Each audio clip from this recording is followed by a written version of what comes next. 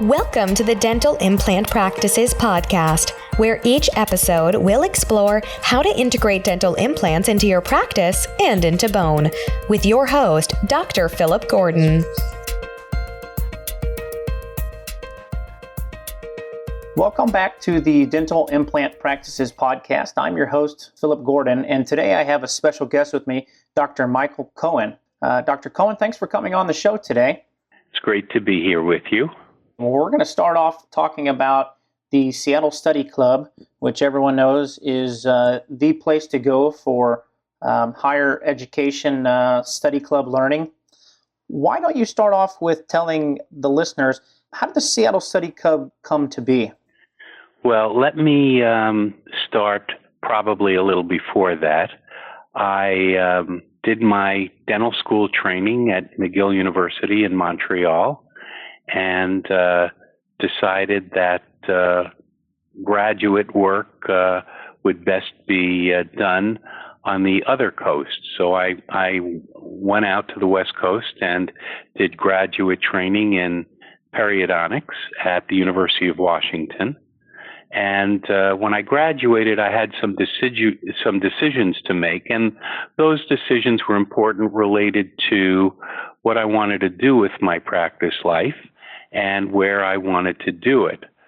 So I had a chance to go back to the East Coast and to teach, but I knew ultimately that I wanted to be a clinician. And so I decided that I would stay in the Seattle area and practice as a periodontist because the opportunities at that time were great.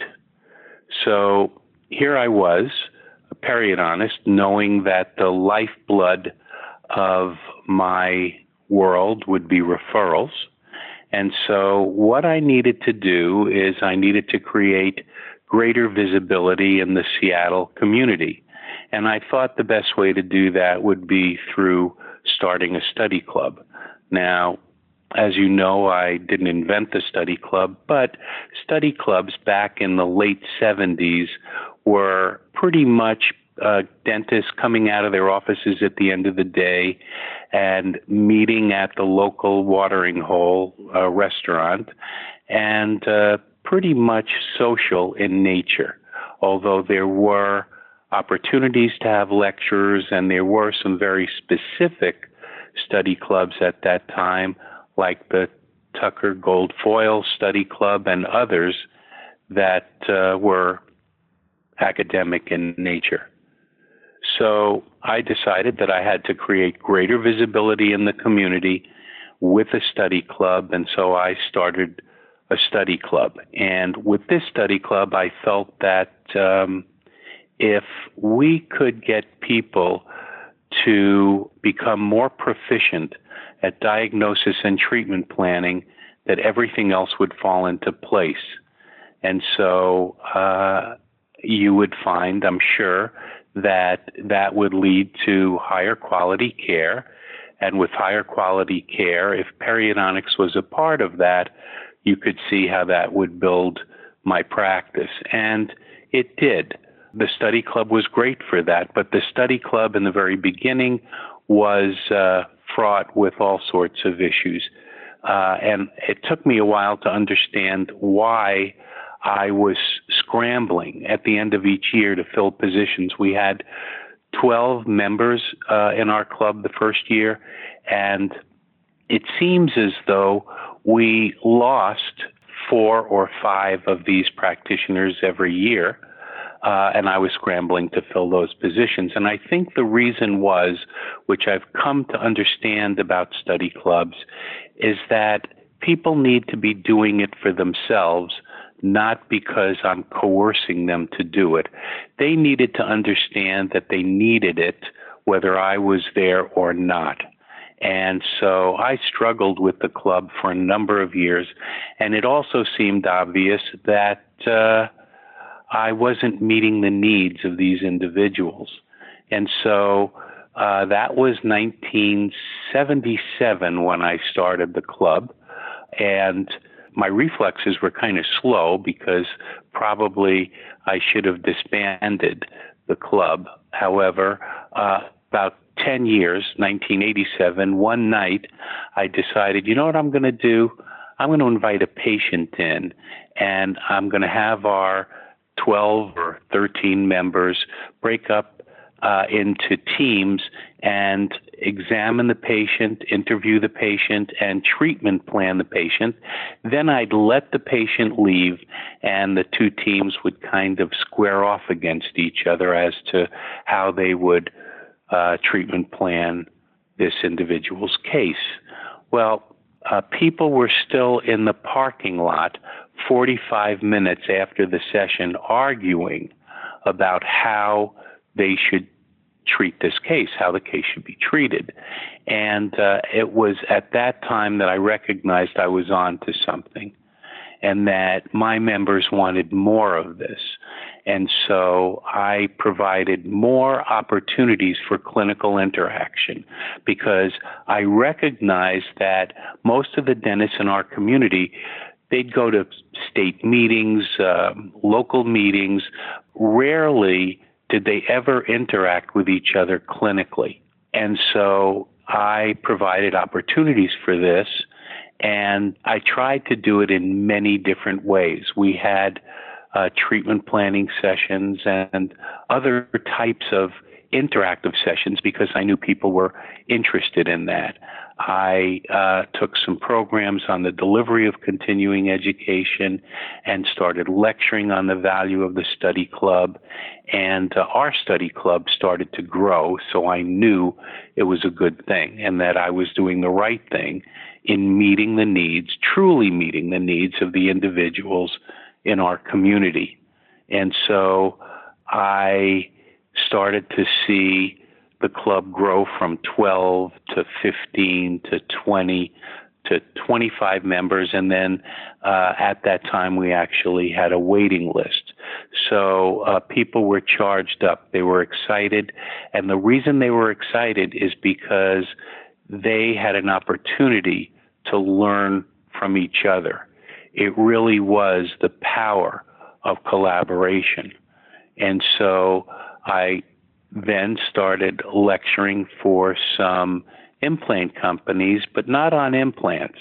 I was lecturing on the value of continuing education through study club participation. And in 1992, we started our first study club. And since then, we have grown to over 260 study clubs worldwide. We have not only clubs in the United States and Canada, but we also have clubs now in the UK, in Germany, in Spain. We have 5 clubs in Australia. We have clubs in Taiwan, Japan, and last year we started our first study club in Beijing. So that pretty much is a quick history of the Seattle Study Club. Yeah, that sounds great. So would you say it was the collaborative learning and the group interaction that you feel was the real key for that success? You know, most continuing education is lecture-based, and the Seattle Study Club is based on the power of collaboration, where dentists make the lecture material come alive. They have an opportunity to test their true understanding of what they pick up in lectures through the clinical interaction. In a sense, what I've created is a university without walls, which focuses on helping dentists in the community become more complete clinicians. That's great. So, Dr. Cohen, everybody knows that the Seattle Study Club helps manage study clubs, but what is the mission of the organization? What would you say makes the Seattle Study Club different? Well, I think it is this clinical interaction, the ability to roll up your sleeves and get in there and learn from fellow practitioners. Most of our members feel that it's like a coffee house culture, so to speak. When you go back to the 1700s, In London, there were over 2,000 coffee houses, and people used to pay a penny to go into those coffee houses. And it really was the idea that they would work all day, and then they needed an opportunity to interact with like kind. And there were all sorts of coffee houses. There were coffee houses for architects and for doctors, and there were actually coffee houses for dentists in those days. So it was a warm, friendly, non-threatening environment to shoot ideas off of companions and colleagues. And that's really what makes the Seattle Study Club so unique and different. That's great. I think especially as isolating as the profession of dentistry can be, having a place of companionship and unity and organization can definitely be a great help to, the solo practicing dentist out there. I agree with you. So what clinical philosophy does the Seattle Study Club network subscribe to, would you say?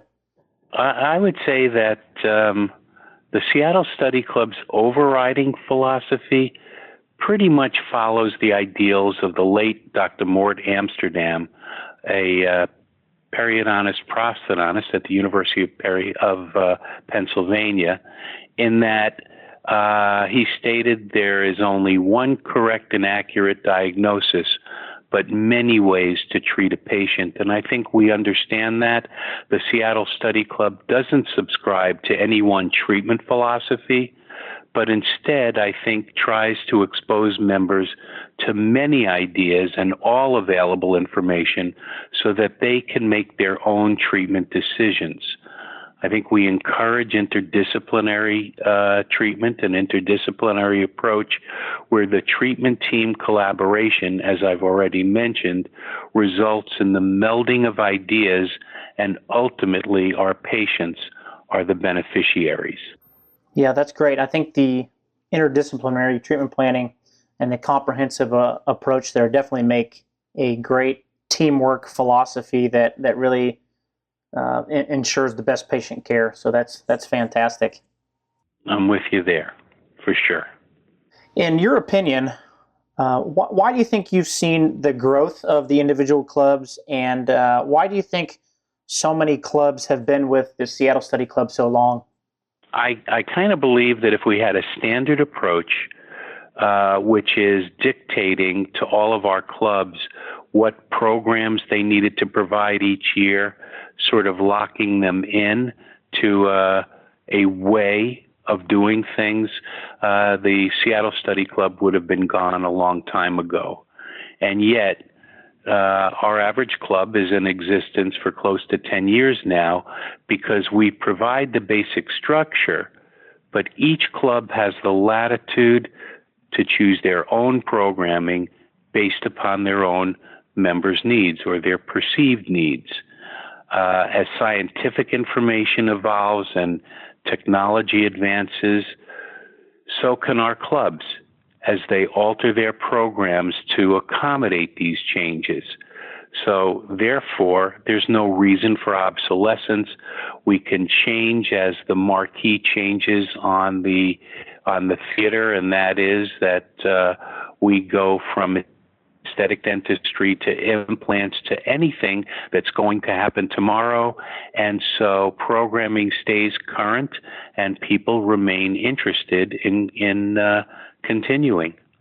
Yeah, I would say that's a big deal, because I know if there was a structure that was forced upon it, it may not work in some areas and it may work with some. So giving the backbone structure, but allowing individual personalities and individual learning to occur, definitely, I would say, ensures everyone gets the most quality out of their individual clubs.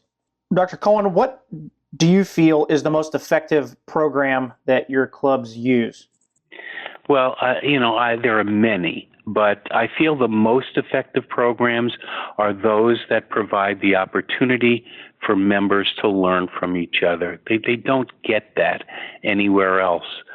When you look at lectures, it really is subject to an individual sitting in the audience and their take on what the lecturer is saying, and they may not actually receive it the way the lecturer intended in delivering that information. So then they go back and they implement based upon their own thoughts and their own thinking as to what really that lecturer meant. So where do they have an opportunity to change that? Where do they have an opportunity to test their true understanding of what they pick up in lectures? So the most effective programs are those where there's clinical interaction and the ability to share information with each other. We have probably the most important being our treatment planning sessions, where someone will say, I think we should do it this way, and someone else will say, well, I don't think so. Now there's the test. Well, you know what? Have you thought about this? And then somebody else will chime in and say, well, yeah, I've thought about that, but have you thought about this? So it's this interaction in these treatment planning sessions that gets people to think. And really, it's not always about the solution. People learn so much in the process of talking about these cases. And there are many different types of treatment planning sessions that we put on. We have one treatment planning program where we'll throw the case up on screen, and then we'll divide 3 teams. We'll have one team where we'll say the patient wants to do anything, and so they treatment plan the case ideally. And the second team, we may say, there's orthodontics potentially involved in this case, but the patient has said they'll do anything, but they won't do ortho. If that's the case, how would you treatment plan it? And then maybe the third team, we'd say, the patient has financial constraints. And so how do you get the most mileage in this case for the least amount of money, knowing that you're going to give yourself the opportunity to do some of the other things that are more ideal somewhere down the road? So these are all real life situations that dentists face at the chair, and it's great for them to hear how others in the room would handle those issues. We have other types of interactive programs that have been developed over the years. We have problem-solving workshops, which are derived from the fact that dentists make battlefield decisions at the chair every day. Very rarely do they have an opportunity to get up from the chair, go to the phone, and call a colleague. And so at these sessions, each member brings a problem to the table. They bring the supporting documentation so the others at their table can help them treatment plan or solve that particular problem. And these are probably the most well-received of all of the programs that we provide. In the first year that a study club will do this, maybe it's a comprehensive treatment question. In the second year, maybe everybody brings an anterior aesthetic dilemma or an occlusal problem. So these could be themed sessions as well. It doesn't even have to be dentistry. We have practice management evenings where people talk about issues that they have in their practices. And when the group is such that they really know each other well, we have evenings of failures where people actually bring things to the table that haven't worked out as well as they thought they would. So those are the problem-solving workshops. We have hands-on sessions, and we have evenings of clinical discussion where people can discuss things that they never have an opportunity to discuss anywhere else. For instance, after dinner, I will say to our club, listen, nobody can talk to each other. What I want you to do is I want you to think about the one thing that stands between you and the practice that you'd like to have. And so I give them about 5 minutes to write this one thing down. And then everybody in turn stands up and says what this impediment is, what this hurdle is. And then they sit back down, and in round tables, each one presents that problem, and the others at the table may have solutions and ways to jump over those hurdles. And at the end, each one stands up again and presents one thing that they may have not thought of before, or if they thought about it, they hadn't implemented it before, that they are then going to implement when they go back into practice the next day or the next week. So there are all sorts of interactive opportunities, and these are the programs that probably are our most effective programs.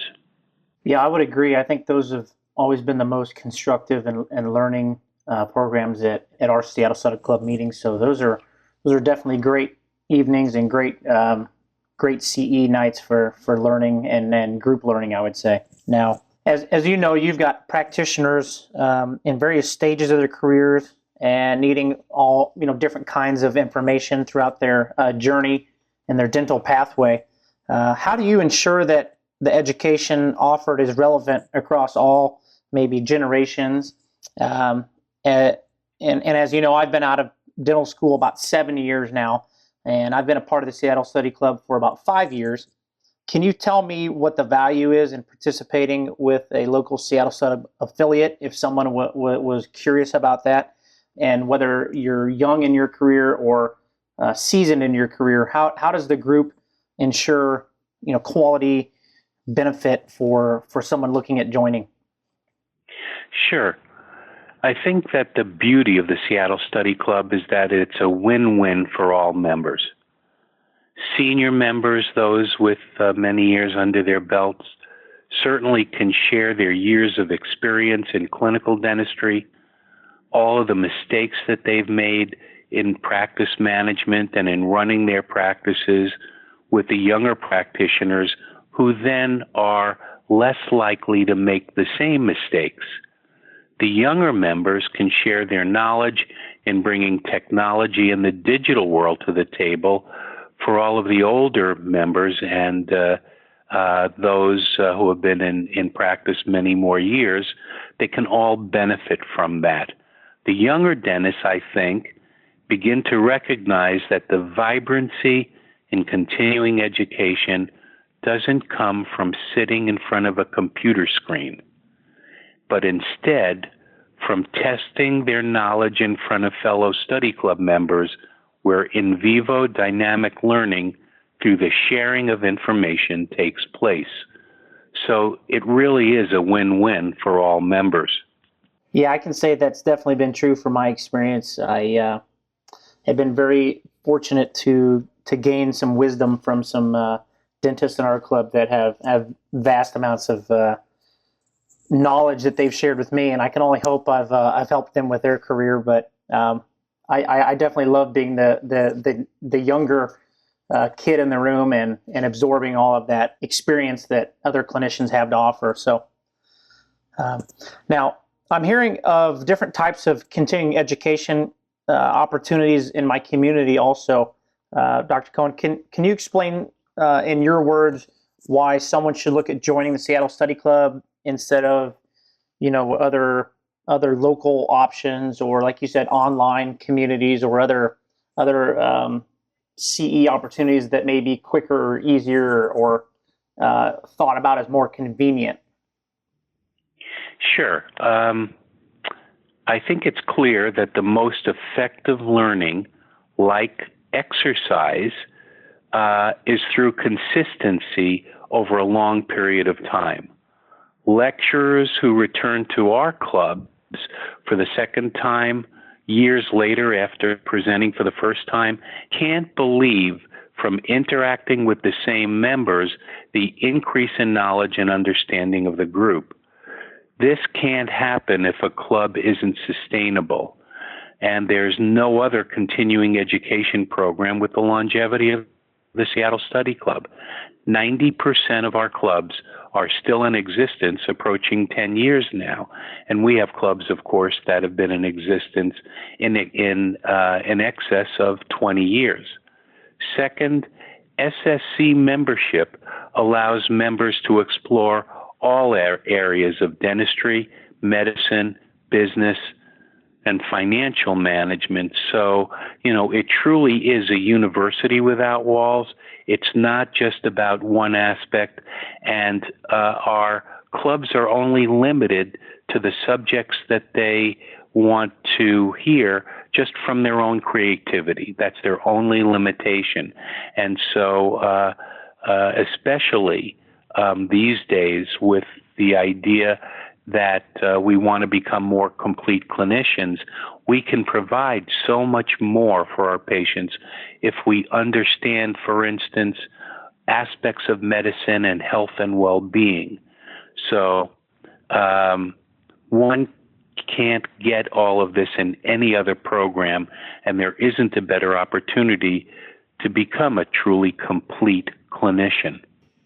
Yeah, that's great. And kind of in follow-up to that, what is the Seattle Study Club doing to communicate directly with the members and the clubs to provide their information? What type of vehicles or avenues are this SSC doing to give that information out to their groups and members?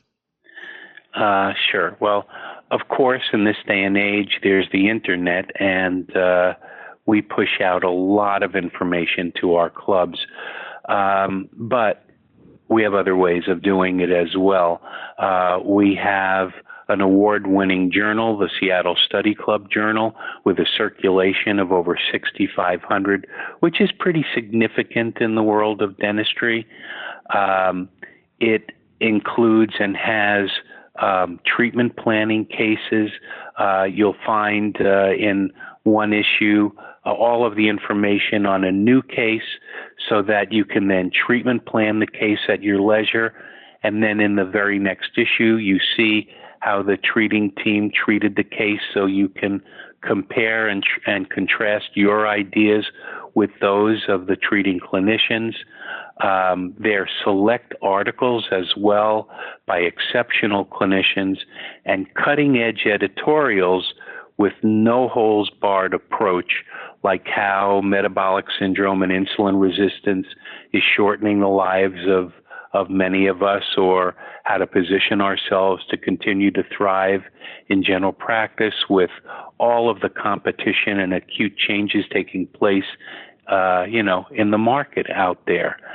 We have newsletters like Open Mic and Broadcast Views.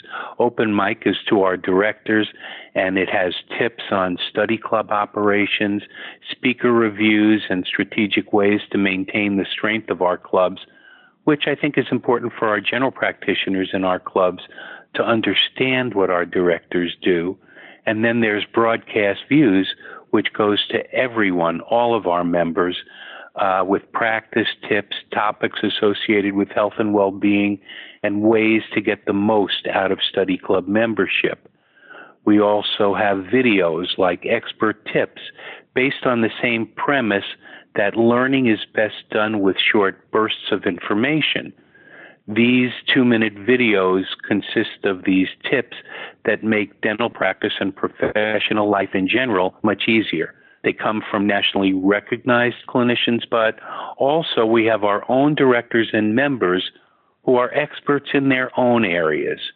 And we also have something called Practice Inspiration, which we put on the internet to our members, which are 12 to 15-minute TED-type talks where viewers can sink their teeth into the most current and relevant topics in the world of dentistry, medicine, and financial management. So we have great resources available both on our website and that we push out to our membership. Yeah, so that's definitely a great resource. And I guess kind of, coming up on the end of the year here, of course, every year the Seattle Study Club has a big national conference, you could say, the Symposium. So why is the Seattle Study Club Symposium so different from other large type national meetings? It is probably the most talked about meeting in dentistry, and it's always been extremely well attended, often selling out. It started about 24 years ago, and we started our first meeting with about 90 in attendance of our directors and guests.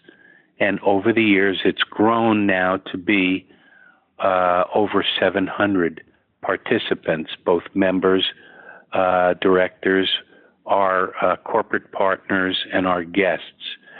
It's not just a meeting that showcases the most recognized dental lecturers in the world, but it's a meeting about presentations in all different areas, as I've mentioned a number of times already, areas of medicine and health and well-being and business and anything that will help us better navigate in life. It is a meeting of like-minded practitioners. They may be at different levels, but they all want to get better. And everybody goes through the meeting together. Yes, there are some breakout sessions, but everyone participates during the day together. They have meals together, and there's entertainment at night together. And these meetings run anywhere from 4 to 7 days. So there is a lot of opportunity for bonding and for creating friendships, which are really important. This upcoming meeting in January is for a clinical meeting open to general practitioners for the first time. That's general practitioners not in the Seattle Study Club. Of course, Seattle Study Club members have always been invited, but we are reaching out to the profession this year clinically, as we did once before when we had a meeting that was entirely a business-oriented meeting. This year, there'll be hands-on sessions, multiple hands-on sessions. So you have the opportunity to go to a city and participate in hands-on learning from different practitioners around the country that offer these types of sessions. And our study clubs will even invite these clinicians in to do hands-on programs in their own clubs. But here's an opportunity to participate in about 13 different hands-on sessions, all during this 4-day program. So our members can roll up their sleeves and practice new techniques with some of the best teachers in our profession. And as I said, open for the first time to general practitioners who are not part of the Seattle Study Club, who are interested in learning more about what the Seattle Study Club is. Of course, the meals and entertainment round out these days, and we do such unusual things during the session that during these meetings that people come back year after year after year. This particular meeting is in Orlando at the Four Seasons Hotel. We always do these at very high-end hotels because we want to project what excellence is, excellence in service, excellence in the way we put on our programs, because we want our directors to run study clubs at the same level in their own locales. So it's from January 25th to 28th. And for those listening to this who want to experience the SSC magic related to Orlando, they can go to our website at seattlestudyclub.com. Now, would you say that's the best place if someone was interested in either coming to the symposium or looking to join or start a club? Is all the contact information they would need there at the seattlestudyclub.com? Well, they can go online and do that, or they can call our staff who are there every day at our Kirkland office, that's Kirkland, Washington, at 425-576-8000. And we have our guides in the office that would guide one to in terms of registering for Symposium or letting an individual know where a club is that is close to their location. Yeah, that's great. I know your website and your staff there. I've had to call them numerous times for things over the years, and they are always very helpful. So I know you guys run a first-class organization and have a great team of people there. So yeah, if anybody has any questions relating to the Seattle Study Club, I know that they will definitely be taken care of well there. Great. Well, Philip, it's been great being with you today. I really appreciate you allowing me this opportunity, and thanks again for everything. Yeah, it's been my pleasure, Dr. Cohen, and I look forward to hopefully seeing you again at one of the symposiums coming up soon. And appreciate your time today and everything that you do for the Seattle Study Club. I know it's quite a bit of effort and a large amount of work that you put into this every year, and I know everyone really appreciates all the hard work and dedication that you have. Great. Thanks again. Thank you. Bye-bye.